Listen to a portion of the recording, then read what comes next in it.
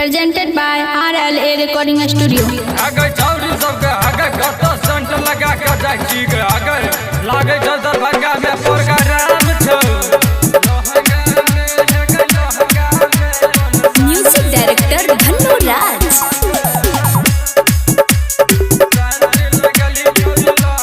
है गई नाचै लायलही छौरी ओ हिरान के टोली गई हिरान के टोली गई ओहिर के एला छौरी लहंगा और चोली गई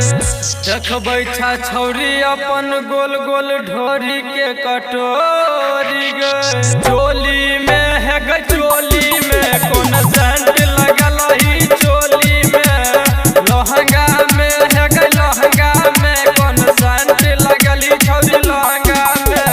लहंगा में है गई लहंगा में कोन सेंट लगल ही छौरी लहंगा में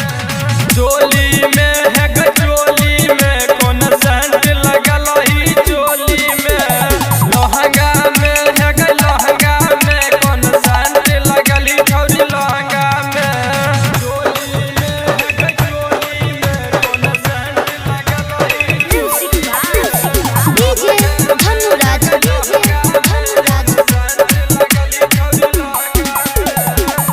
हे गई नाचै छही लहंगा में तो हिल गेलौ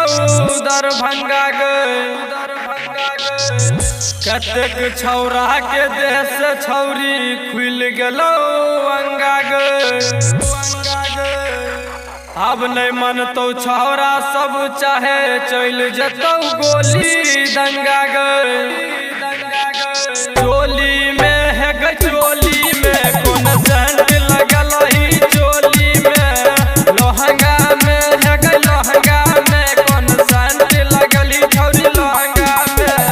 लहंगा में है गई लहंगा में कोन सेंट लगल ही छौरी लहंगा में चोली में है गई चोली में कोन सेंट लगल ही चोली में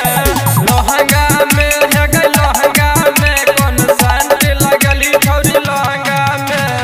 चोली में है गई चोली में कोन सेंट लगल ही Music by DJ Bhannu Raj.